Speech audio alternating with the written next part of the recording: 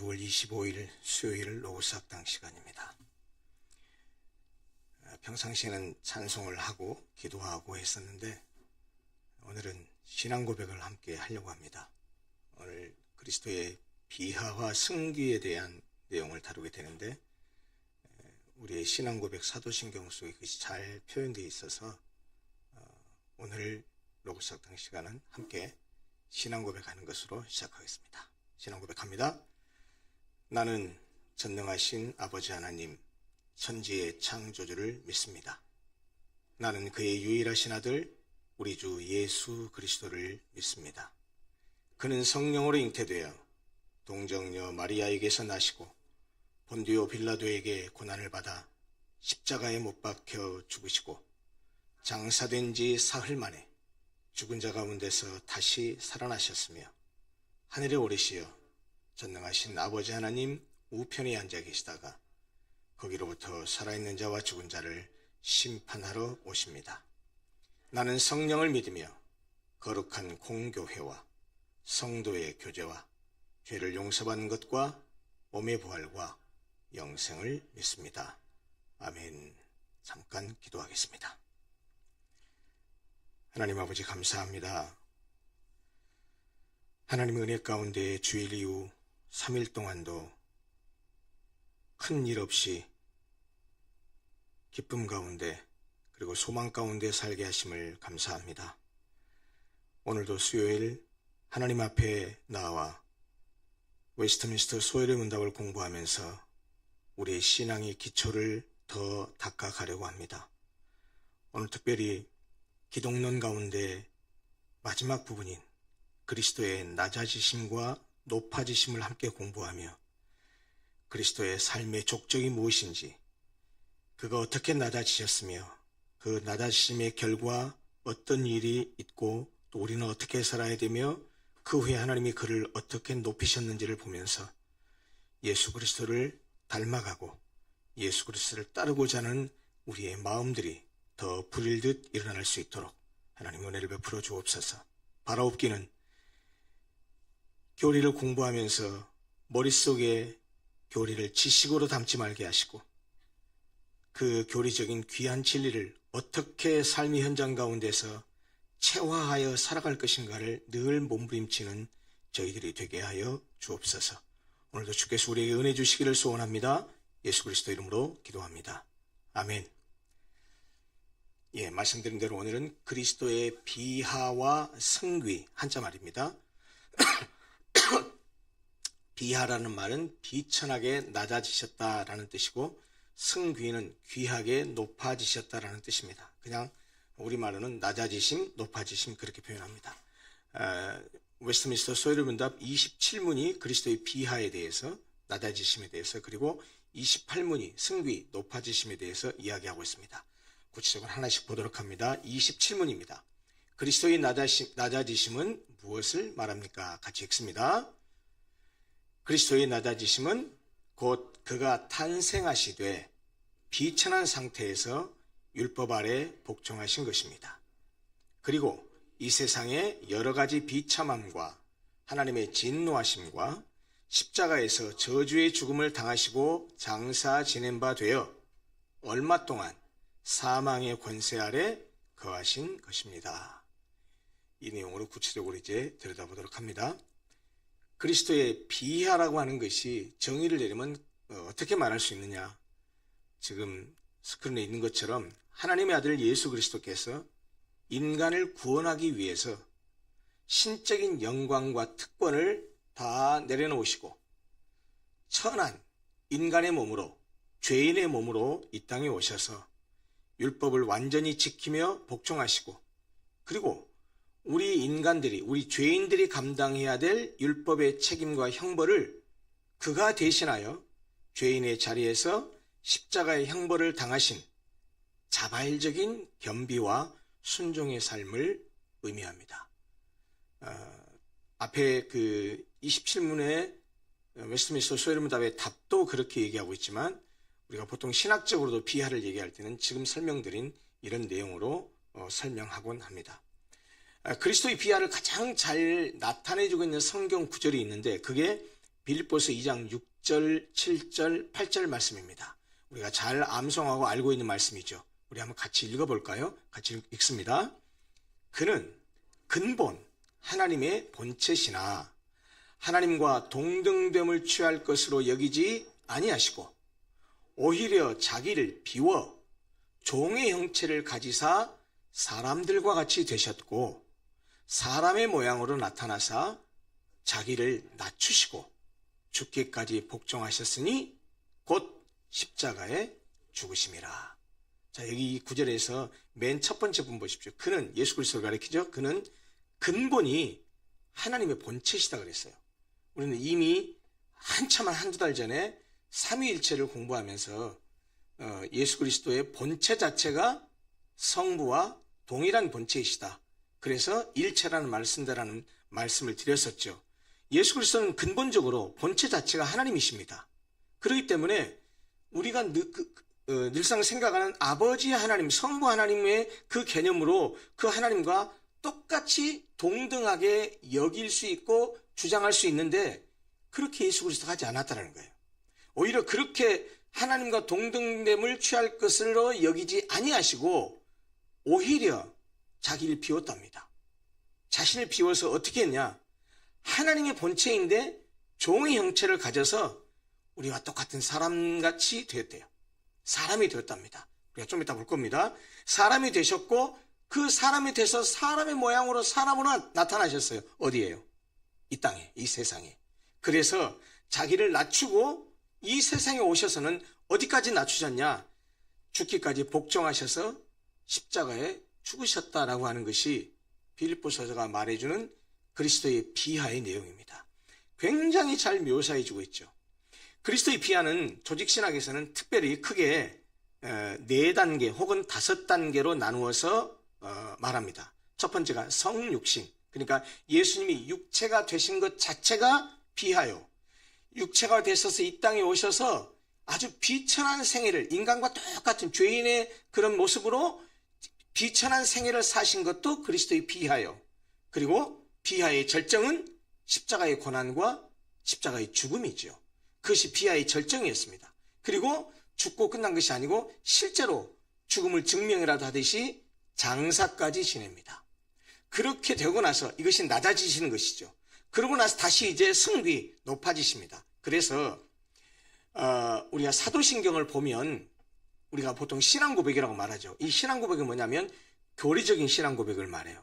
저는 보통 신앙고백이라고 말하면 교리적인 의미에서의 신앙고백과 삶의 신앙고백을 저는 좀 나누어서 생각합니다. 교리적인 신앙고백은 아주 잘 삼위일체 하나님에 대해서 성부와 성자와 성령 하나님에 대해서 아주 축약적으로 잘 묘사해 놓은 것이, 잘 축약하고 설명한 것이 우리가 지금 고백하고 있는 사도신경입니다. 이것은 역사적으로 2000년이 지나는 동안 기독교회에서 공통적으로 우리의 신앙을 함께 고백하는 공교회의 공통적인 고백입니다.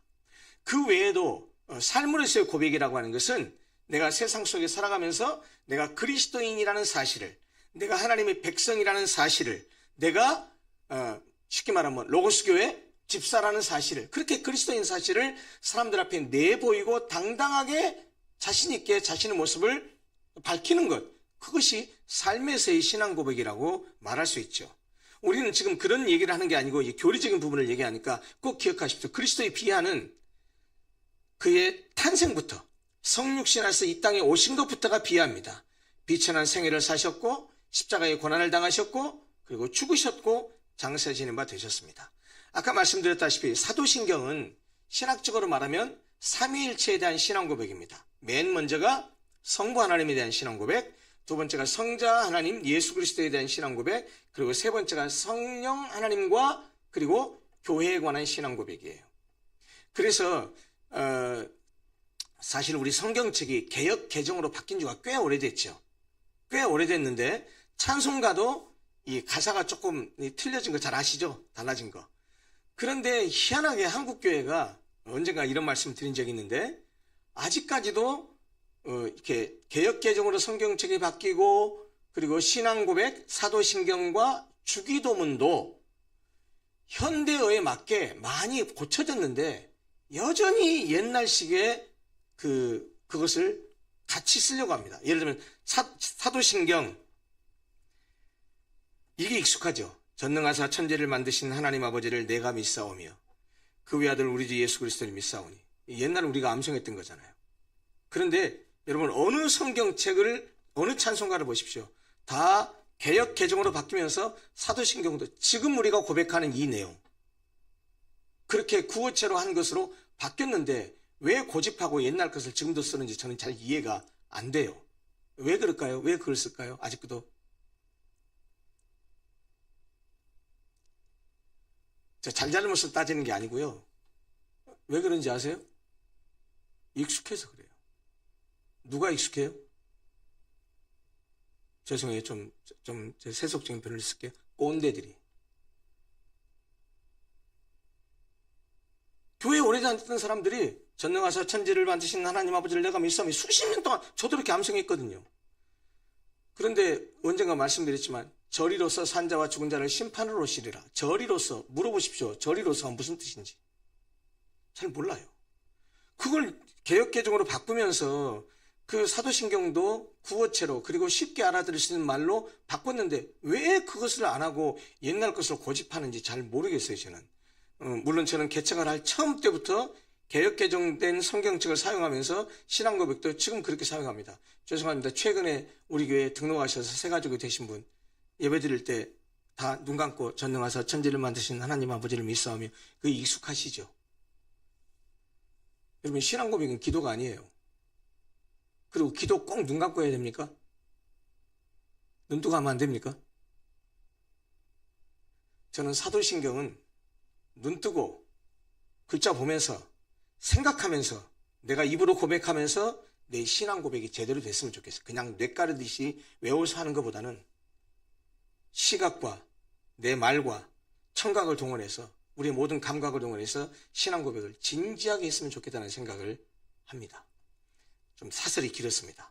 자, 그러면 이 그리스도의 비하에 대해서 사도신경에서는 어떻게 정리해서 고백하고 있는지, 이렇게 우리가 방금 전에도 고백했어요. 이 부분이 그리스도의 비하를 묘사하고 있어요. 그는, 나는 그의 아들 우리 주 예수 그리스도를 믿습니다. 그는 하고서 이제 예수 그리스도를 설명하죠. 그는 성령으로 잉태되어 동정녀 마리아에게서 나시고, 이게 성육신입니다. 인간으로 태어나신 거예요. 본디오 빌라도에게 고난을 받아, 여기에 아까 신학적인 의미에서의 고난의 생애는 축소되어 있죠. 없죠. 그런데 사도신경에는 그의 탄생과 그의 고난과 그의 죽음과 그의 장사되심 네 가지를 묘사하고 있어요. 성령으로 잉태되어 동정녀 마리아에게 나시고, 예수님이 낮아지심의 시작입니다. 본디오 빌라도에게 고난을 받으셨습니다. 그리고 십자가에 못 박혀 죽으셨습니다. 그리고 장사까지 지내셨습니다. 장사됐다라는 사실까지가 그리스도의 비하를 설명하는 사도신경의 내용입니다. 물론 그 뒤에 이제 승귀에 대한 내용이 이루어지는 것은 조금 이따 28문을 하면서 다시 보도록 하죠. 자, 그러면 방금 그리스도의 비하의 과정을 저는 이제 5가지로 세분을 했는데, 첫 번째, 성육신이라고 하는 것은 뭐냐? 성육신은 한자 말이거든요. 이를 성자에 고기 육자에 몸 신자를 썼습니다. 영어로는 incarnation이라고 하죠. 이것은 다른 말로, 한자 말로 이 성육신이라는 말은 육화 또는 도성인신이라는 단어를 씁니다. 다 똑같은 뜻입니다. 성육신, 육화, 도성인신. 그럼 이것이 어디서 나온 용어들이냐? 한자로 우리가 한국의 한자 문화권이니까 이렇게 만든다는데, 육화는 뭐냐? 고기 육에 될 화자잖아요. 육체가 되었다라는 뜻입니다. 뭐가요? 뭐가 육체가 됐다라는 거예요? 하나님이, 신이, 하나님이 우리와 같은 고기 덩어리가 됐대요. 하나님이 육체가 됐대요. 여러분, 하나님은 영이시라 그랬어요. 하나님이 영이신 하나님이 육체가 됐다, 이거 사실 논리적으로 설명할 수 없어요. 그런데 예수께서 그렇게 육화하신 하나님이라는 거예요. 그래서 육화라는 단어를 쓰고, 다른 말로 도성인신이라고 하는데, 이것도 한자예요. 길도자, 이를 성자, 사람인자, 몸신자입니다. 이 도성인신은 요한복음 1장 14절을 따와서 만든 단어예요. 요한복음 1장 14절이 뭐죠? 말씀이 육신이 되어 우리 가운데 거하심에 라는 그 말씀. 이때 말씀이라고 하는 것을 헬라어 원어로 뭐였었죠? 수없이 제가 얘기했는데 우리 교회 이름 로고스라니까요. 요한복음 1장 1절 태초에 말씀이 계시니라. 이 말씀이 하나님과 함께 계셨으니 이 말씀이 곧 하나님이시니라. 그가 태초에 하나님과 함께 계셨고 만물이 그로 말미암아 지은 바 되었으니 지은 것이 하나도 그가 없이 놓은 것이 없느니라. 라고서 말씀에 대한 얘기를 하고 그 다음에 그 뒤에 이 말씀이 사람들이 빛이다라는 말씀을 해요. 그리고 이 빛 안에 생명이 있었다는 얘기를 해요. 그래서 요한복음 1장 서문에 보면 말씀, 빛, 생명이 예수 그리스도를 가리키는 추상적 개념으로 사용돼요. 그 말씀이 우리나라 성경은 말씀으로 번역했지만 중국의 성경은 태초에 말씀이 계시니라. 이걸 어떻게 번역했다고요? 동양사상적인 의미를 그대로 넣어서 태초유도로 번역했다고. 말씀을 뭘로 번역한 거예요? 한자로? 길도자로 번역했어요. 여러분 동양 철학 가운데 도가 사상이라는 게 있습니다. 도가. 이 도자가 무슨 의미냐면 우리는 길도로만 말하지만 이 도자가 지하철에서 도를 아십니까? 하는 그 도요. 진리란 뜻이에요. 진리. 그러니까 도성인신이라고 말했을 때 이 도는 요한복음 1장이 말하는 그 도예요. 헬라 원어로 말하면 뭐예요? 이 도가? 로고스예요. 말씀으로 번역되어 있어요. 우리나라 성경에. 그 말씀이 뭐가 됐다고요? 육신이 되었어요. 그래서 도성인신이라고 표현한다고 말이에요. 이해되셨나요? 이 한자가 왜 이렇게 썼는지도 분명히 알아야 됩니다. 성육신을 우리가 보통 말할 때 성육신이 일반적인 용어지만 소위 육화, incarnation, 도성인신 다 같은 뜻으로 사용하고 있습니다. 뜻은 하나님이 사람이 되셨다라는 것을 말합니다. 예수님은 육체를 입은 가짜 인간이라 껍데기 인간이 아니라 우리와 똑같은 육체와 감정을 가진 진짜 인간, 참 사람이 되셨습니다. 언젠가 말씀드렸죠. 우리가 많은 목사님들이 그리고 신앙생활 오래 한 사람들도 입에 달라붙어 있어서 성경적으로 정확하지 않은 잘못된 표현을 쓰고 있는 것 중 하나가 대표적인 게 요 구절이에요. 예수님은 육신을 입고 오신 것이 아닙니다. 껍데기만 육신을 입고 오신 것이 아니고 하나님이 사람이 되셨어요. 완전한 사람. 우리와 똑같은 진짜 사람, 껍데기만 입은 사람이 아니고 헛개비가 아니고 그냥 겉으로만 한 게 아니고 머리끝에 발끝까지 우리와 똑같은 육체와 감정을 가진 진짜 인간, 참 사람이 되셨다고요. 성경에도 아까도 말했지만 말씀이 육신이 되어 요한복음 1장 14절이에요. 그래서 예수님은 육신을 입은 것이 아니라 육신이 되셨다고요. 그러니까 앞으로 제발 우리 로고스교회 성도들만큼은 육신을 입고 오신 예수님, 육신을 입고 오신 하나님 이렇게 좀 말 안 하셨으면 좋겠어요. 초대교회 때는 이단으로 정제되어 있습니다. 이것이 사실 가연설과도 연결되고 그리고 단일신론과도 연결이 돼요. 그 표현 자체가. 그렇게 하면 안 돼요. 그래서 언젠가 말씀드렸잖아요. 찬송가도 잘못 그렇게 지금도 번역이 되어 있어요. 여호와의 말씀이 육신을 입어.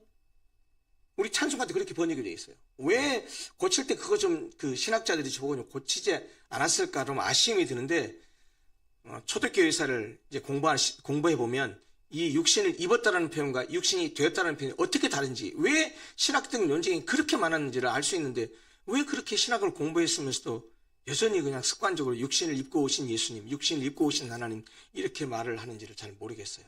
여러분, 예수님 육신을 입은 것이 아니고 어떻게 했다고요? 육신이 되셨다고요. 성경 요한복음 1장 14절에 명확하게 얘기하고 있잖아요. 말씀이 육신을 입어가 아니고 말씀이 육신이 되어. 입는다라는 말은 껍데기만 입었다라는 거예요. 그러니까 본체는 육신이 아니라는 거예요. 본체는 사람이 아니라는 거예요. 이거 이단적인 얘기예요. 그러니까 물론 오늘날 사람들이 육신을 입었다라는 표현을 그런 의미로 사용하지 않는 건 알아요. 근데 어쨌건 언어의 특성 때문에 그렇게 표현하면 안 된다는 겁니다. 육신이 되었습니다. 예수님은 이미 우리가 전에 예수님의 본성을 얘기할 때 이건 공부했었어요. 두 가지 본성을 가지고 있죠. 하나는 신성, 신의 성품, 하나는 인성, 인간의 성품, 두 본성을 가지시되 이 두 본성이 예수 그리스도의 한 인격과 한 위격 안에 혼합이나 변화나 분리되지 않고 인성과 신성이 한 인격 속에 퍼펙트하게 완전하게 연합되어 있다라고 우리는 그렇게 고백합니다. 그래서 이 예수님의 이 두 본성에 대한 내용들을 예수님의 양성이라고 말하죠. 하나는 신성, 하나는 인성. 그러니까 예수님이 신성만을 인정하고 인성을 부정해도 안 되고 인성만을 인정하고 신성을 부정해도 안 되죠. 예수님은 참 하나님이시고 참 사람이라는 사실을 기억해야 됩니다. 그것이 말씀이 육신이 되어 이 땅에 오신 예수님의 그 성향, 예수님의 본성이라고 말할 수 있는 것이죠. 그래서 성육신은 남녀의 성적 결합에 의한 보통 생육법, 자연 생육법이 아니라 예수님이 태어나신 것은 육체가 되어서 오신 것은 성령의 능력을 통해서 동정녀 마리아의 몸을 빌려서 이 땅에 오셨다. 다시 말하면 성육신은 동정녀 마리아를 통해서 성령으로 이루어진 것이지 남녀의 성적 결합에 의한 보통 생육법, 자연 생육법으로 이 땅에 육화하신 것이 아니다라는 사실을 꼭 기억해야 됩니다. 그리고 성육신의 궁극적 목적은 뭡니까? 우리를 죄에서 구원하시기 위함입니다. 하나님의 본체요 창조주이신 그리스도께서 우리가 아까 성경 말씀이 빌립보서를 봤죠? 인간의 본성을 취하여 사람이 되어서 세상에 오셨습니다. 이것은 창조주 하나님께서 신적인 영광을 다 내려놓고 종의 형체를 가지사 인간의 연약함을 취하셨다는 의미입니다. 성육신을 통한 하나님의 자기 비하는 성육신을 통해서 하나님께서 낮아지신 이 모습은 하나님이 인간이 됐다는 것은 인간의 이성으로 이해할 수 없습니다. 논리적으로 설명 불가능합니다. 여러분 제가 전에도 한번 말씀드렸다시피 초대교회 당시에 이 나스티시즘, 영주주의가 그렇게 특색했던 이유 중 하나가 뭐냐면 논리적으로 말이 되는 철학적 사상을 들이밀었기 때문에 사람들에게 설득력이 있었어요. 그건 뭐냐? 예수님이 그의 그 신성은 인정하지만 예수님의 인성은 부정했습니다. 이 영주주의자들이 왜 그랬냐? 예수님이 하는 행적을 보니까 그가 이적과 기적과 표적을 행하는 걸 보면 범인이 보통 평범한 사람이 아니라는 사실을 확인할 수 있었어요. 그래서 예수님을 하나님이라고 인정을 했어요. 그렇지만 어디에서 걸렸냐 이 철학적인 생각이. 여러분 요한복음에도 말하고 있지만 하나님의 본성은 영입니까? 육입니까? 하나님은 영이신이 하잖아요. 예수님은 영입니까? 육체를 가지셨습니까? 예수님 분명히 육체를 가지셨죠. 그러면 육체를 가졌다는 말의 의미가 뭐냐면요, 유한한 존재란 얘기예요. 육체를 가졌다는 말은 영원한 존재가 아니란 얘기예요. 육체를 가졌다는 말은 무슨 말이냐면 시간과 공간의 제한을 받는다는 얘기예요. 그러니까 여러분 예수님도 이 땅에 33년 동안 사시다 가셨는데 죽으시기 전에, 죽고 부활하시기 전에 예수님이 33년 동안에 인간이 되어서 이 땅에 사시는 동안에는 여기 있으면 저기 동시에 계실 수 없었습니다. 예수님도 시공의 제한을 받으셨어요. 부활하신 다음에야 시공을 초월하신 장면이 복음서에 나와요. 그러니까 영주주의자들 입장에서는 어떻게 하나님이 육체를 가질 수 있냐라는 거예요. 육체를 가질 수 없다. 그러니까 예수는 육체가 있잖아요. 그럼 육체가 아닌 걸 어떻게 설명하려고 했냐? 예수님은 전능한 하나님이기 때문에 우리로 하여금 실제로 육체를 가지지 않고 있음에도 불구하고 우리가 육체를 가지고 있는 것처럼 인식할 수 있도록 전능하신 하나님이라 그렇게 할 수 있었다라고 말했어요. 그래서 예수님의 그 육체의 모습은 뭐냐? 공상과학 영화에 나오는 홀로그램 같은 거라고 얘기했어요. 홀로그램 아시죠? 007 영화 보셔서 아시잖아요. 가방 딱 뚜껑 열면 영상이 딱 나오면서 이제 그 영상을 부여하고 나면 30초 후에 폭파합니다. 그래가 사라져 없어지잖아요. 그래서 분명히 사람이 나와서 얘기하잖아요. 그런 것처럼 실제로 잡으면 안 잡히잖아요. 예수님도 그랬다라는 거예요. 여러분 이렇게 되면 이게 분명히 철학적으로는 신은 육체를 가질 수 없는 물질적인 존재일 수 없다라고 하는 그 철학적 그 견지에서는 그것이 함정의 설명이 될지 모르지만 만약에 예수 그리스도의 육체를 부인하면, 예수님의 인성을 부인하면 기독교는 처음부터 끝까지 하나도 없어요. 예수님의 성육신, 그의 고난, 그의 죽으심, 십자가에서 죽으심, 그의 부활, 그의 묻히심, 그의 승천, 모든 것이 우리는 예수님이 실제로 우리와 똑같은 육체로 오셔서 인간이 되셔서 그런 것을 우리의 구원을 위해서 그렇게 했다고 믿고 고백하는데, 만약에 예수님이 그런 육체가 없다고 한다면 예수님의 고난, 죽음, 부활, 승천 다 뭐예요? 다 허상이에요. 그래서 성육신을 하신 것은, 하나님이 인간이 되신 것은, 이거는 인간의 머리로 이해할 수 없는 사실입니다. 그러나 분명한 사실은 뭐냐면, 예수 그리스도가 이 땅에 오셔서 역사적으로 존재하면서 당신이 하나님이라는 사실을 보여주셨어요. 그리고 말씀을 통해서 우리에게 이렇게 하나님께서 인간이 되어 오셨다. 왜? 구원하기 위해서 그랬다. 인간의 죄를 구원하고 대속의 죽음을 죽어야 되는데, 죄에 있는 인간은 몸으로 올 수는 없고, 이 땅에 있는 모든 인간은 다 죄인이기 때문에 다른 사람을 대속의 죽음을 죽을 수 없어서, 하나님 당신이 죄 없는 하나님이, 죄와 상관없는 하나님이 육체를 취해서 인간의 모습으로, 인간의 모양으로 인간이 되셔서 이 땅에 오셔서 우리를 위해서 대신 대속의 죽음을 죽으시고, 그가 다시 부활하시고 승천하심으로써 그가 하나님이라는 사실을 증명해 보였다라고 그렇게 성경이 말하고 있는 거예요.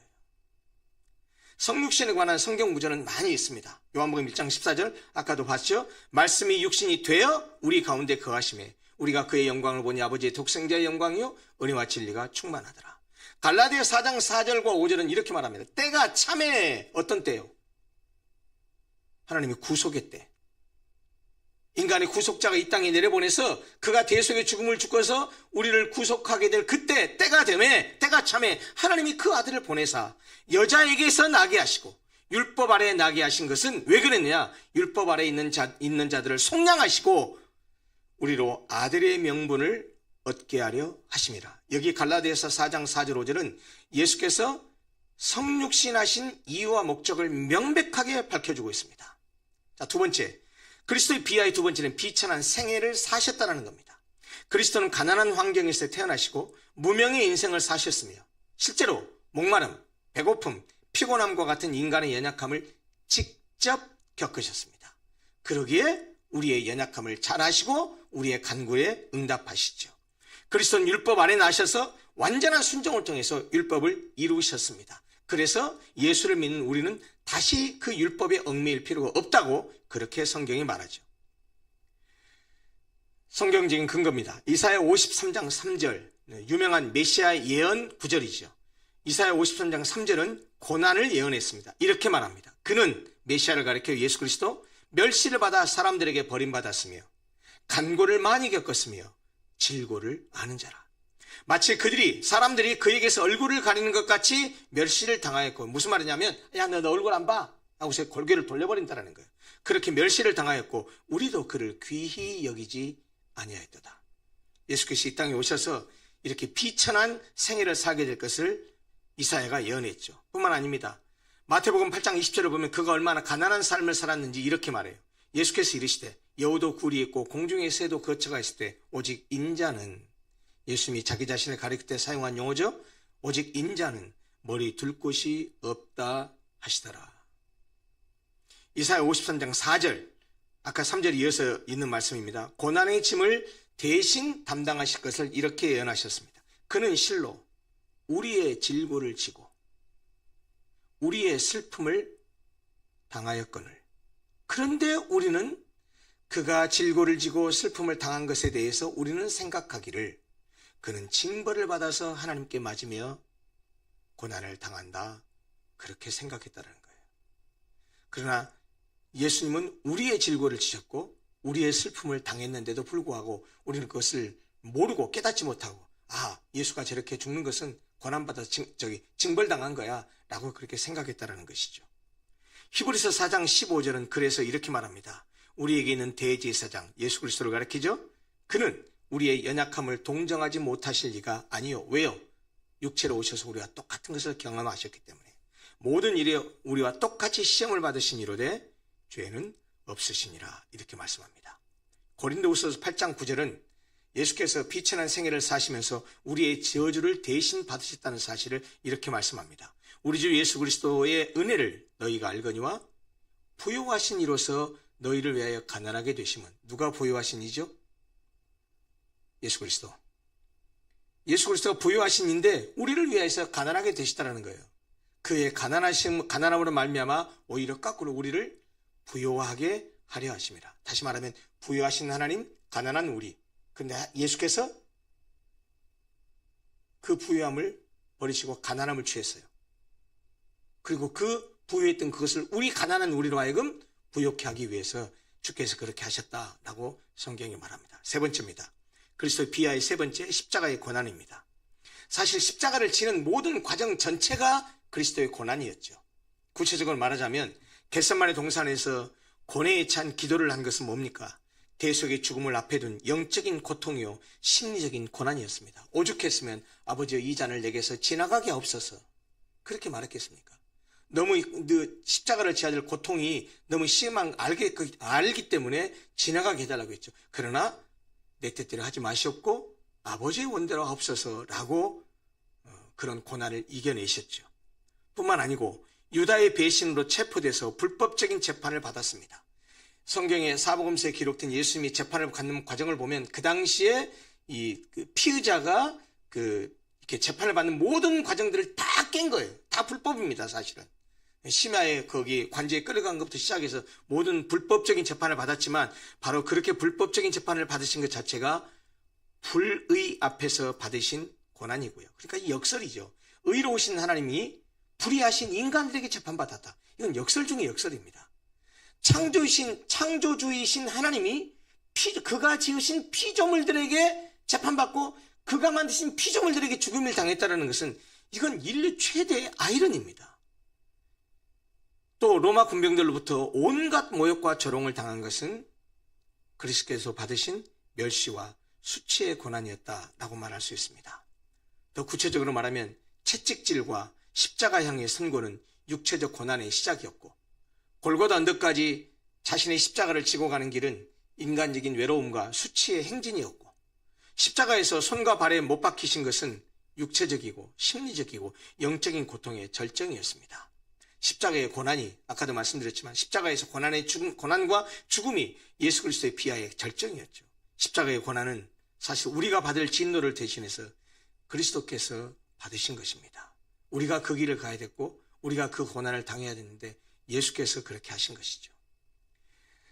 성경 구절드립니다. 이사야 53장 5절 우리가 많이 암송하는 구절입니다. 십자가의 고난을 이렇게 이사야가 예언했습니다. 그와 우리가 인칭 대명사가 계속 스위치되면서 반복됩니다. 그가 찔림은 우리의 허물 때문이요. 그가 상함은 우리의 죄악 때문이라. 그가 징계를 받음으로 우리는 평화를 누리고 그가 채찍에 맞음으로 우리는 나음을 받았도다. 똑같은 이 구절을요. 저는 방금 그와 우리의 강세를 주고 읽었습니다. 달리 읽어볼게요. 그가 찔림은 우리의 허물 때문이요. 그가 상함은 우리의 죄악 때문이라. 그가 징계를 받음으로 우리는 평화를 누리고 그가 채찍에 맞음으로 우리는 나음을 받았도다.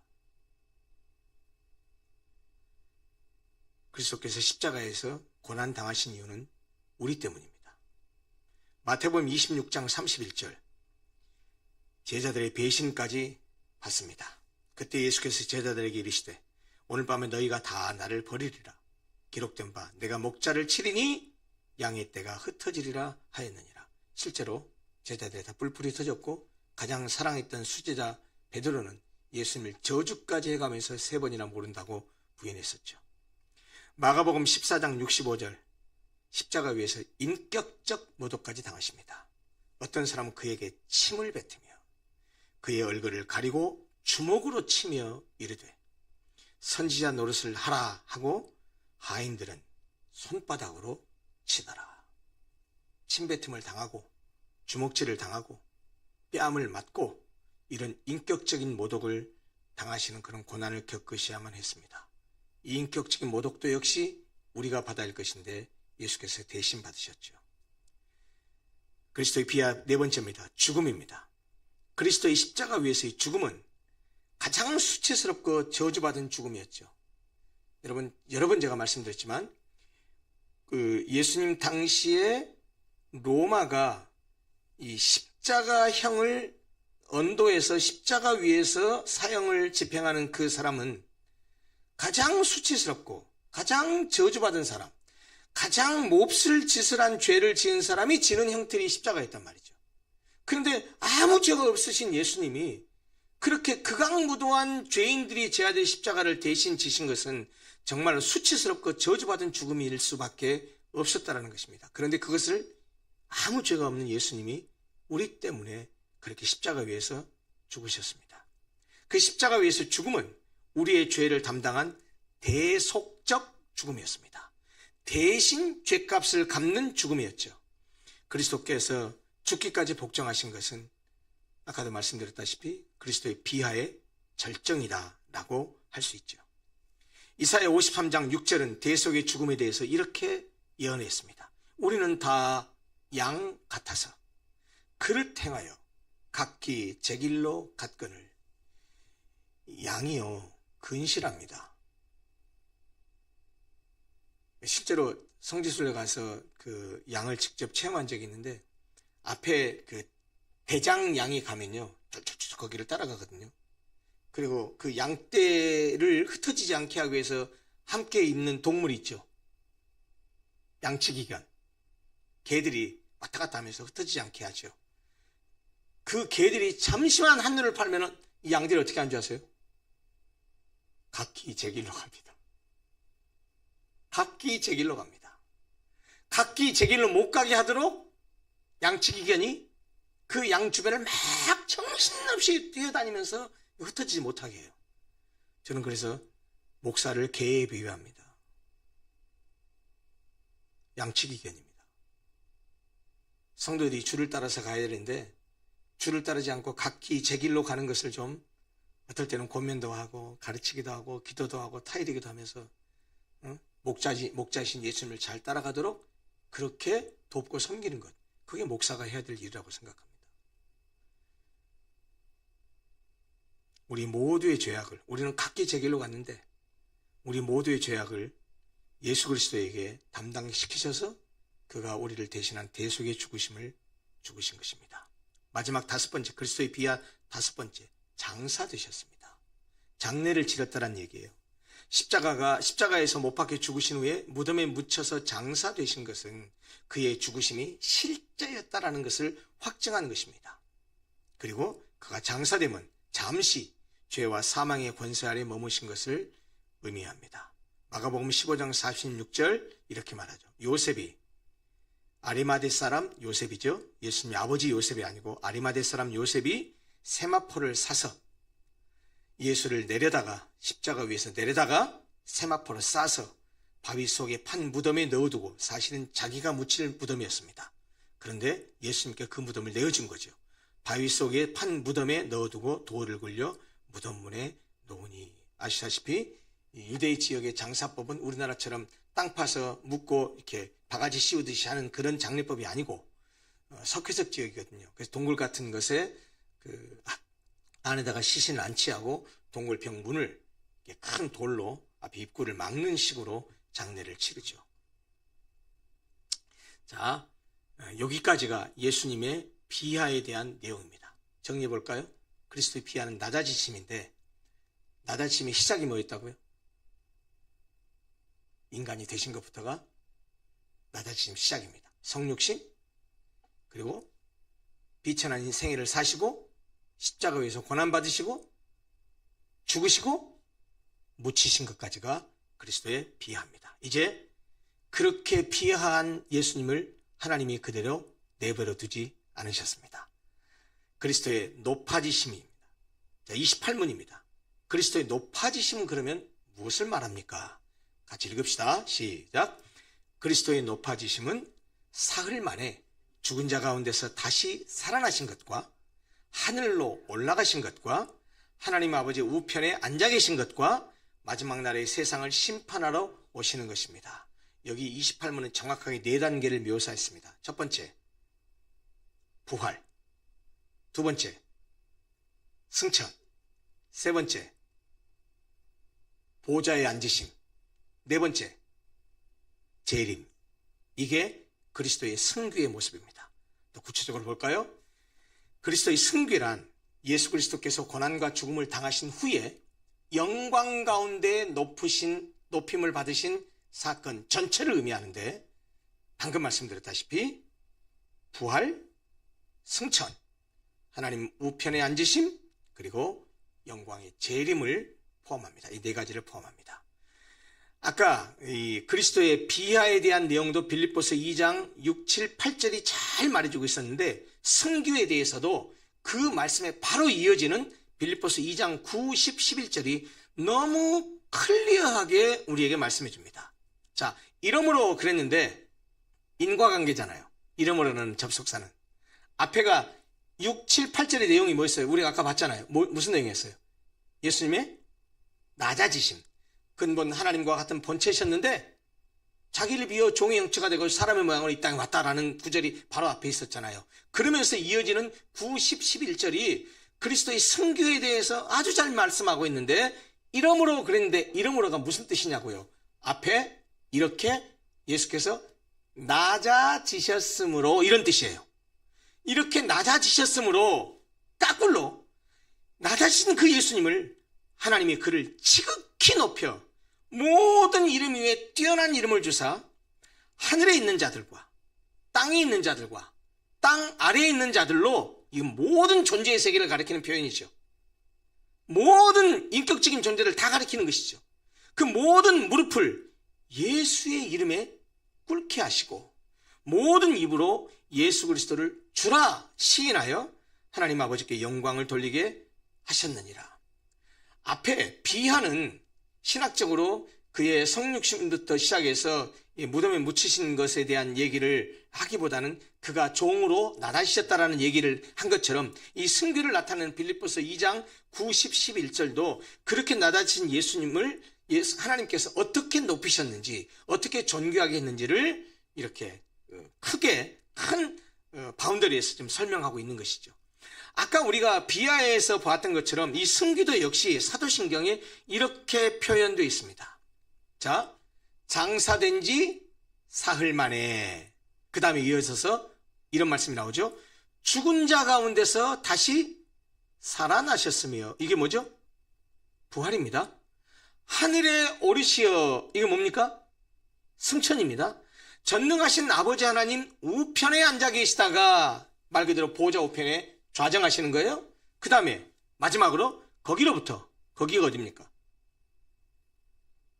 예, 하나님 보좌 우편으로부터, 거기로부터 살아있는 자와 죽은 자를 심판하러 오신다라고 그리스도의 승규에 대해서 표현합니다. 그래서 그리스도의 높아지심, 승규는 네 단계로 얘기할 수 있는데 이렇게 말할 수 있어요. 부활, 승천, 하나님 보좌 우편에 앉으심, 좌정하심, 그리고 재림, 이 네 가지로 말할 수 있다는 겁니다. 하나씩 살펴보죠. 첫 번째, 부활입니다. 그리스도의 부활은 사망을 이기시고 승리하신 사건입니다. 사망 권세를 깨뜨리신 역사적 사건입니다. 그리고 이것은 그가 우리의 죄를 대신해서 십자가에 못 박혀 죽으신 그 희생이 하나님께 받아들여졌다는 사실을 의미합니다. 왜? 그랬기 때문에 하나님이 그를 어떻게 하신 거예요? 다시 살리신 것이죠. 부활은 그런 점에서 예수님의 신성을 증명해주고 그가 생명의 주라는 사실을 우리에게 확증해 줍니다. 그래서 그 부활을 믿는 자들은, 예수님, 부활하신 예수님을 믿는 자는 우리도 그 부활하신 주님과 함께 영원히 살게 되고 우리도 부활하게 된다는 사실을 믿고 고백하는 것이죠. 예수를 믿는 신자들은 그의 부활을 통해서 새 생명을 얻고 그리고 영원한 생명의 소망을 갖는다라는 말입니다. 이렇게 말할 수 있습니다. 부활하신 주님을 믿는 자는 부활하신 주님처럼 우리도 그렇게 부활할 것입니다.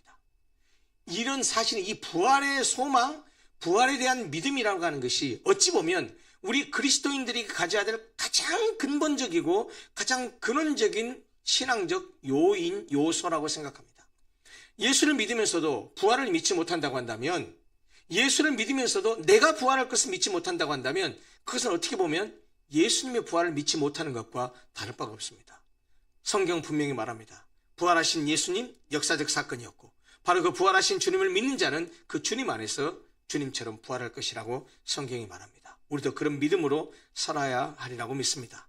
마태복음 28장 6절 복음서는 이렇게 말합니다. 그가 여기 계시지 않고 그가 말씀하셨던 대로 살아나셨느니라. 여러분, 예수님의 부활에 대해서는 첫째, 구약성경이 예언했습니다. 둘째, 예수님 당신이 말씀하셨습니다. 중요한 거예요. 그래서 고린도전서 15장에 가면, 부활장에 가면 예수님의 부활을 얘기하면서 성경대로라는 말을 반복해서 하죠. 성경에 이렇게 예언했고 이렇게 말씀하셨고 이런 것이 실제적으로 역사 속에서 하나님께서, 예수께서 그렇게 그 구약의 예언을 성취하셨다는 사실을 반복해서 말씀하는 걸 볼 수 있습니다. 여기 있습니다. 고린도전서 15장 4절. 장사 지낸 바 되셨다가 성경대로, 여기서 성경은 뭘 말합니까? 구약성경의 예언을 말해요. 구약성경대로, 구약성경의 예언대로 3일 만에, 사흘 만에 다시 살아났다라고 말합니다. 지나가는 말로 한마디 하죠. 요즘 20대 아이들이 한자 문화권이 아니에요. 우리나라 말을 잘 사용하지를 못해요. 쓰기보다는 이렇게 보는 것에 익숙하니까. 이 사흘 만에라는 말을 진짜로 20대가 못 알아듣습니다. 사흘이라는, 이 사흘이 순수 우리말이잖아요. 하루, 이틀, 사흘, 나흘, 닷새, 엿새, 일회, 여들에, 아흘에, 열흘 이러잖아요. 근데 이 하루, 이틀, 사흘이라는 말을 못 알아듣고요. 사흘을 사일로 알고 있습니다.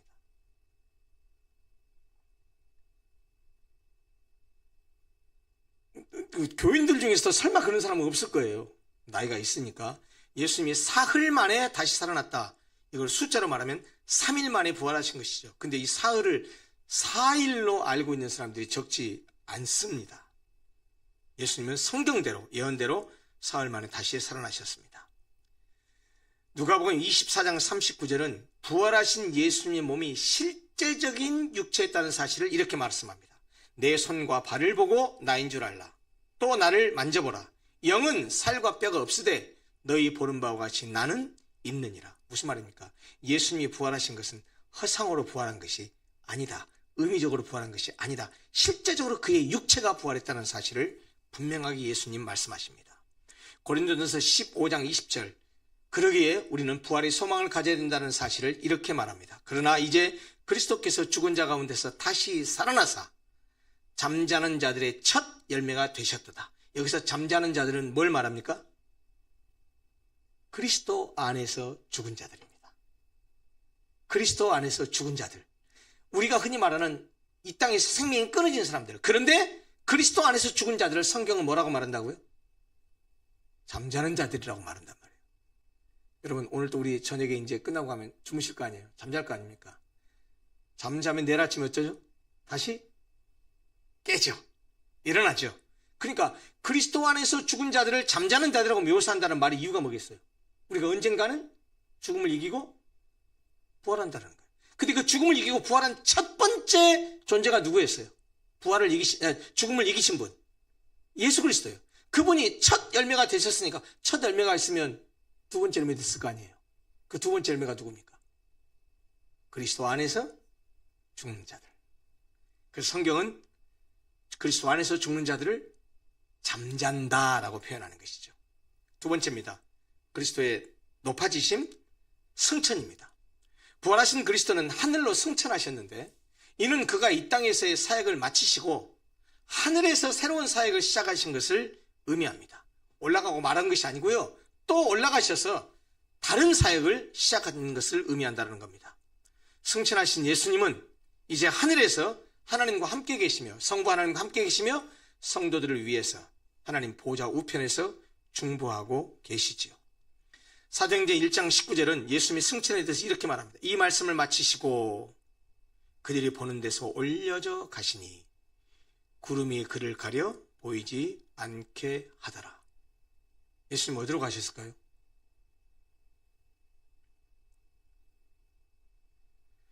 모릅니다. 어디로 가셨는지 우리가 어떻게 알겠어요? 분명한 사실은 그가 사람들이 보는 앞에서 승천하시면서 구름이 그를 가려서 보이지 않게 하고 우리로 하여금 더 이상 알지 못하게 하신 것이라고 저는 그렇게 생각합니다. 요한복음 14장 3절은 승천의 목적에 대해서 이렇게 말씀합니다. 내가 너희를 위하여 거처를 예비하러 가노니 가서 너희를 위하여 거처를 예비하면 내가 다시 와서, 재림을 얘기하고 있죠. 다시 와서 너희를 내게로 영접하여 나 있는 곳에 너희도 있게 하리라. 그러니까 지금 주님이 어디 가셨어요? 우리를 위해서 이 요한복음 14장 말씀에 근거하면 하늘로 가셔서 뭐 하고 있어요? 우리가 거처할 처소를 준비하고 있다고 말씀하세요. 그리고 다시 오시면 우리를 데리고 어디로 간다고요? 거기 가신대요. 거기 어떻게 생겼는지 가봐야 알겠지만 거기에서 우리로 하여금 살게 하시겠대요. 너희도 나 있는 곳에 너희도 있게 하리라. 그러니까 우리가 나중에 예수님께서 재림하셨을 때 죽은 자들은 부활해서 하나님 나라에 갈 것이지만 살아있는 자는 성경에 말하는 것은 휴거되어서 예수님 있는 곳에 함께 거하게 되겠죠. 그때 뭐 죽은 사람도 있을 것이고 예수님이 재림하실 때 살아있는 사람도 있을 거니까 중요한 사실은 뭐냐? 누구나 죽든지 살든지 그리스도 안에 있으면 그리스도와 함께 거하게 된다는 사실입니다. 자, 세 번째입니다. 그리스도의 승귀. 하나님 보좌 우편에 앉으셨습니다. 하늘로 올라가신 예수 그리스도는 하나님의 아버지의 보좌 우편에 앉으셨습니다. 여기서 한 가지 여쭤볼게요. 하나님이 물질적 존재입니까? 영적 존재입니까? 영적 존재죠.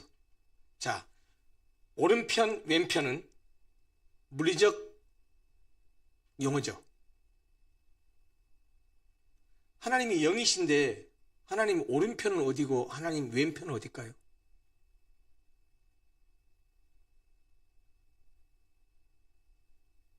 보호자 우편에 앉아 계시다가 우리가 분명히 고백하잖아요. 그럼 보호자 우편, 하나님 오른편이 어디죠? 여러분, 이거를 우리식의 물리적인 위치를 의미하는 그런 오른편으로 이해하시면 곤란합니다. 왜냐하면 예수께서 앉으신 하나님의 보호자 오른편이라는 말은 물리적인 의미, 공간적 위치를 말하는 것이 아닙니다. 내가 의로운 오른팔로 너를 붙들리라. 이 right, 오른쪽을 얘기할 때, 오른편, 우편을 얘기할 때는 성경이 늘 항상 힘, 능력, 권위, 권세, 영광의 의미를 두고 오른편을 얘기해요. 그래서 하나님 보호자 우편에 앉아 계신다는 말의 의미는 예수께서 힘과 능력, 권위와 영광의 자리에 앉으셔서 우리를 통치하고 다스리신다라는 의미이지 공간적 의미의 오른편을 의미하는 것이 아니라는 사실을 꼭 기억하시기 바랍니다. 성경은 이렇게 말합니다. 에베소서 1장 20절 21절 그의 능력이 그리스도 안에서 역사하사 죽은 자들 가운데서 다시 살리시고 하늘에서 자기의 오른편에 앉히사. 자, 성부 하나님의 입장에서 지금 서술하고 있어요. 그의 능력이, 하나님 아버지의 능력이 그리스도 안에서 역사하사 죽은 자들 가운데서 성부 하나님이 그 아들 예수 그리스도를 다시 살리시고 하늘에서 자기 오른편에 앉히사 모든 통치와 권세와 능력과 주권과 이 세상뿐 아니라 오는 세상 일컫는 모든 이름 위에 뛰어나게 하셨다라고 성경이 말합니다. 아까 빌립보서에서 말하고 있는 내용과 흡사하죠.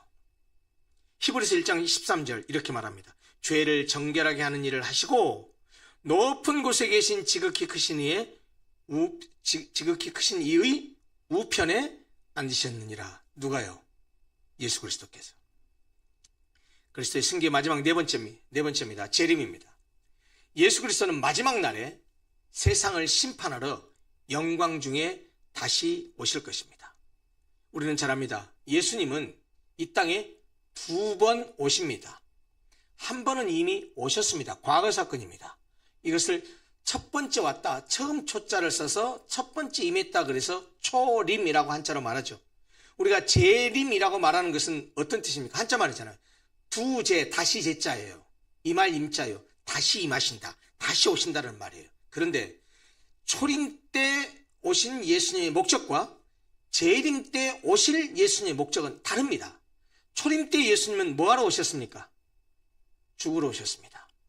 우리를 섬기기 위해서 오셨습니다. 종으로 오셨습니다. 그래서 죽기까지 복종했다고 아까 성경이 그렇게 말하잖아요. 초림 때 이미 과거 사건은 죽으러 우리는 섬기는 종으로 오셔서 우리를 위해서 실제로 십자가에서 죽으셨습니다. 그리고 우리의 구속자가 되셨어요. 그의 죽으심을 통해서 구속자가 되셨어요. 그래서 우리가 지금 예수 그리스도 나의 구속자입니다 라고 그렇게 고백하는 겁니다. 그런데 그렇게 구속의 역사를 완성하셨어요. 성육신하셔서 죽으시고 부활하시고 승천하셨어요. 십자가의 죽음을 통해서 그의 피값을 통해서 우리의 죄값을 다 갚으셨고 우리의 구속을 완성하셨습니다. 그리고 보좌 우편에 앉아 계시다가 거기로부터 산자와 죽은 자를 심판하러 오시리라 그랬잖아요. 다시 오셔요. 그게 다시 오실 예수님, 재림의 예수님은 오실 때 구원하러 오시는 게 아니고 뭐예요? 첫 번째는 구원하러 오셨어요. 초림 때는. 두 번째 재림하러 오실 때는 뭐하러 오셔요? 심판하러 와요. 심판자로 오십니다. 그러니까 첫 번째 오실 때는 종으로서 구속자로 오셨고 두 번째 오실 때는 심판자로 오신다는 겁니다. 권위와 권세가 있는 심판자로서 오신다는 것이죠. 그러므로 구속자 예수 그리스도는 방금 말씀드린 대로 처음에 오셨을 때는 구속자로 오셨어요. 두 번째 오실 때는 심판자로 재림하십니다. 그러셔서 복음서에 있는 것처럼 양과 염소, 알곡과 가라지를 향한 종말론적인 심판을 통해서 최종적인 영광을 받으실 것입니다. 목회를 하다가 이 양과 염소, 알곡과 가라지라는 단어가 나오면 마음이 많이 무거워집니다. 이 땅에서는 양과 염소가 혼동되기도 하고 알곡과 가라지가 헷갈리기도 하지만 예수님의 눈에는 명확하게 갈라집니다. 한 사람도 염소가 돼서는 안 되고 한 사람도 가라지가 돼서는 안 되겠죠. 우리가 진짜 알곡인지 가라지인지 양과 염소인지 예수께서 심판하러 오시면서 분명히 우리를 분간하시리라고 생각합니다. 따라서 최후의 종말론적 심판은 의로운 자들에게는 구원의 완성을 가져올 것이고 반대로 불의한 자들에게는 정죄를 가져오게 될 것입니다. 예수를 믿음으로 말미암아 의롭다고 인정함을 받은 사람들에게는 구원의 완성으로 이루어지지만 그러나 예수를 믿지 않아서 여전히 자기가 가진 죄 때문에 불의한 자로 판명된 자들에게는 그 죄 때문에 정죄를 받아서 영원한 심판과 멸망에 이를 것입니다. 마태복음 24장 30절 예수님이 이렇게 예언하십니다. 그때에 인자의 징조가 하늘에서 보이겠고 그들이 인자가 권능과 큰 영광으로 하늘 구름을 타고 오는 것을 보리라 라고 예수님 말씀하십니다. 사도행전 1장 11절은 예수님의 재림은 공개적 재림이 될 것을 이렇게 말씀하셨습니다. 갈릴리 사람들아 어찌하여 서서 하늘을 쳐다보느냐. 지금 언제 이렇게 쳐다보고 있죠? 승천하신 걸. 하늘로 지금 구름 타고 올라가셨어요. 보이지 않게 됐어요. 그러니까 예수님은 올라간 걸 한참 쳐다보고 있으니까 갈릴리 사람들아 어찌하여 서서 하늘을 쳐다보느냐. 너희 가운데서 하늘로 올려지신 이 예수는 지금 너희들이 지금 니들 가운데 있다가 올라가신 거 봤잖아. 그런데 이 예수님은 하늘로 가심을 본 그대로 오시리라. 무슨 말입니까? 너희들이 본 대로 너희들이 봤던 것처럼 예수님이 재림할 때도 공개적으로 모든 사람들이 다 확인할 수 있게 오실 것이라고 말합니다. 1992년인가요? 제가 횟수를 정확하게 기억이 안 나요. 90년인가요? 92년 맞나요? 네. 다미선교회 아시죠? 이장림 목사. KBS에서 12시에 카메라 들고 거기까지 가서 이 보도한 것 아세요? 그래서 나중에 그들이 뭐라고 말했어요? 예수님 재림했대요. 어디에? 우리는 왜 안 보이는 공중에 재림하셨대요. 여러분 제발 이렇게 혹세무민하는 사람들 얘기 좀 듣지 마십시오. 정말 신앙생활을 할 때요. 제가 늘 강조하지만 하나님은 우리에게 건전한 이성을 주셨어요. 예수 믿고 거듭난 이성은 얼마든지 분별할 수 있는 능력이 있어요. 말씀 안에서. 그래서 너무 보이는 거 따라가지 마십시오. 쓰러뜨리고 눈에 보이는 어떤 그 신비한 현상. 한창 지금 한국교회를 휩쓸고 있고 휩쓸었고 지금도 휩쓸고 있는 것이 신학적인 용어로서 죄송합니다. 신사도 운동 아닙니까? 아시는지 모르지만 송도 안에도 인천에도 신사도 운동적인 경향을 가진 교회가 있습니다. 교인들이 잘 몰라요. 빠지면 헤어나오기 어렵습니다. 왜? 그 안에 있으면 자기들을 못 봐요. 그래서 늘 제가 말씀드리지만 신앙은 생각하면서 해야 됩니다. 늘 생각해야 됩니다. 늘 말씀 속에서 고민하고 반추하고 물어보고 되뇌어보고 늘, 그리고 가장 근원적인 우리 신앙의 표대는 체험도 아니고 능력 있는 목사도 아니에요. 여러분 진짜로 부탁드립니다. 우리의 신앙의 유일한 표대, 유일한 기준은 오직 말씀밖에 없어요. 그 말씀은, 그리고 물론 초신자들 경우에 신앙생활을 시작한 지 얼마 안 되는 사람들은 성경이 어렵다고 말하지만, 그 성경이 어렵지만 읽고 묵상하고 하나님께 알려주십시오 기도하면 누구나 할 수 있어요. 누구나. 글로 표현되는데 왜 그걸 몰라요?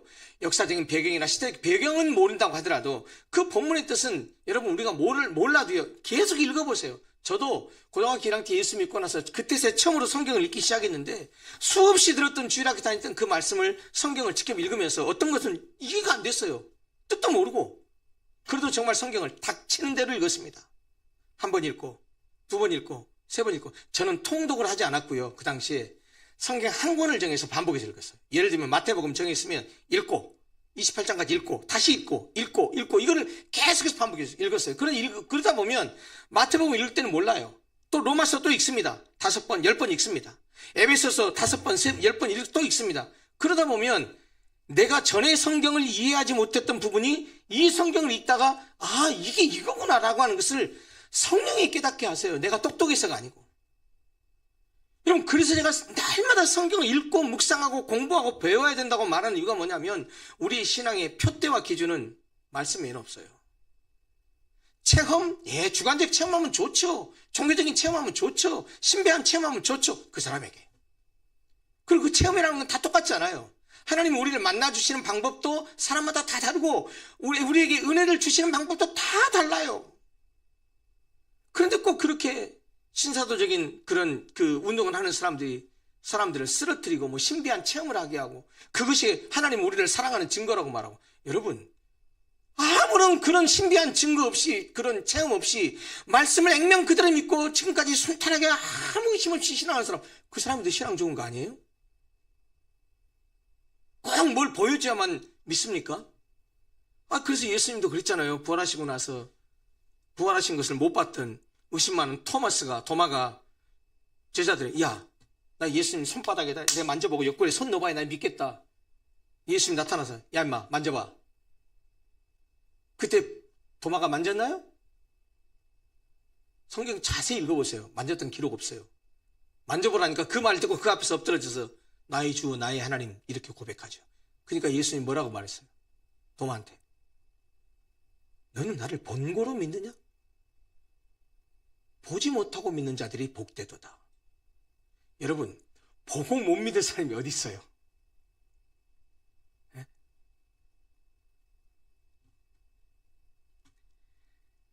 재림도 공개적으로 하십니다. 비밀리 하지 않습니다. 성경 그렇게 말합니다. 요한복음 5장 28절 29절. 재림과 부활은 묶여 있습니다. 이를 놀랍게 여기지 말라. 무덤 속에 있는 자가 다 그의 음성을 들을 때가 오나니, 선한 일을 행한 자는 생명의 부활로, 악한 일을 행한 자는 심판의 부활로 나오리라. 다 그의 음성을 들을 때가 온대요. 언제? 어떤 음성? 심판하러 오시는 주님의 음성. 그러면 그때 이제 부활로 나뉘게 된다. 어떤 사람은 생명의 부활로, 어떤 사람은 심판의 부활로 나온다는 것입니다. 재림과 부활은 묶여 있습니다. 요한계시록 22장 12절은 예수께서 심판자로 오실 것을 이렇게 말합니다. 보라, 내가 속히 오리니 내가 줄 상이 내게 있어 각 사람에게 그가 행한 대로 갚아주리라. 데살로니가전서 4장 17절, 아까 말씀드린 대로 살아있는 성도들의 휴거에 대해서 이렇게 말씀합니다. 그 후에 우리 살아남은 자들도 그들과 함께 구름 속으로 끌어올려 공중에서 주를 영접하게 하시리니, 그리하여 우리가 항상 주와 함께 있으리라.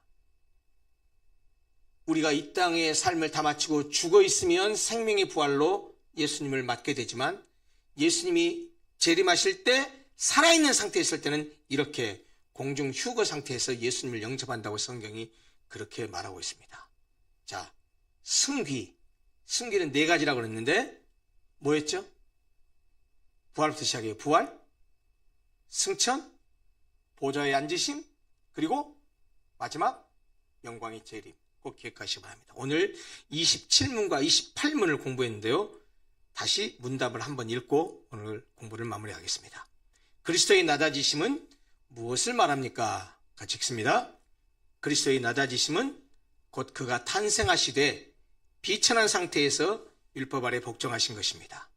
그리고 이 세상의 여러 가지 비참함과 하나님의 진노하심과 십자가에서 저주의 죽음을 당하시고 장사 지낸 바 되어 얼마 동안 사망의 권세 아래 거하신 것입니다. 가장 잘 말해주는 성경 구절 빌립보서 2장 6절 8절 한번 같이 읽습니다. 그는 근본 하나님의 본체시나 하나님과 동등됨을 취할 것으로 여기지 아니하시고 오히려 자기를 비워 종의 형체를 가지사 사람들과 같이 되셨고 사람의 모양으로 나타나사 자기를 낮추시고 죽기까지 복종하셨으니 곧 십자가에 죽으심이라. 28문 그리스도의 높아지심은 무엇을 말합니까? 같이 읽습니다. 그리스도의 높아지심은 사흘 만에 죽은 자 가운데서 다시 살아나신 것과 하늘로 올라가신 것과 하나님 아버지의 우편에 앉아 계신 것과 마지막 날의 세상을 심판하러 오시는 것입니다. 마찬가지로 빌립보서 2장 9절부터 11절 같이 읽어보죠. 읽습니다. 이러므로 하나님이 그를 지극히 높여 모든 이름 위에 뛰어난 이름을 주사 하늘에 있는 자들과 땅에 있는 자들과 땅 아래에 있는 자들로 모든 무릎을 예수의 이름에 꿇게 하시고 모든 입으로 예수 그리스도를 주라 시인하여 하나님 아버지께 영광을 돌리게 하셨느니라. 아멘. 기도하겠습니다. 하나님 아버지, 오늘은 그리스도의 낮아지심과 높아지심에 대해서 공부했습니다. 하늘 보좌 영광을 버리시고 근본이 하나님과 같은 본체셨지만 자기를 비워 사람의 모양으로 사람이 되셔서 성육신하셔서 이 땅에 오셨습니다. 인간의 유한한 육체를 가지고 오셨기에 예수님도 비천한 삶을 사셨고 그리고 십자가 위에서 우리가 당해야 될 고난을 대신 받으시고 뿐만 아니고 우리가 죽어야 될 죽음을 대신 대속의 죽음을 죽으셨고 그리고 실제로 장례까지 치러진 바 된 것이 그리스도의 무한하신 낮아지심인 것을 함께 공부했습니다. 하나님 아버지, 그 그리스도를 믿는 우리도 낮아진 삶을 살게 하여 주옵소서. 높은 곳을 찾아가는 자가 아니고 낮아진 곳을 향해 가는 저희들이 되도록 하나님 은혜를 베풀어 주옵소서. 이렇게 낮아지신 예수님을 하나님께서는 지극히 뛰어난 이름을 얻게 하셨습니다. 그를 사망의 권세를 깨뜨리고 부활시키셨고 그리고 예수는 하늘로 올라가셔서 하나님의 보좌 우편에 권능과 권위와 능력의 자리에 앉아 계시다가 하나님의 때에 살아있는 자와 죽은 자를 심판하기 위해서 이 땅의 영광 가운데 재림하실 것입니다. 하나님, 우리가 이 그리스도의 승귀의 모습을 기억하고 궁극적인 승귀의 마지막 단계인 재림의 때가 언제일지를 알지 못하지만 때와 기한은 우리에게 정하신 것이 아니고 하나님께서 정하신 것이지만 언제 오든 아멘 주 예수의 오시옵소서라고 환영하면서 예수님을 맞이할 수 있도록 하루하루 날마다 오늘을 거룩함으로 하나님 백성답게 살아가는 저희들이 되도록 은혜 베풀어 주옵소서.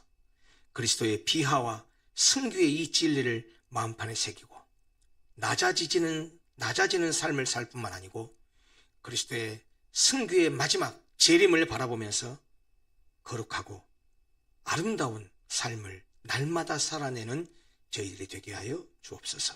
예수 그리스도 이름으로 기도합니다. 아멘.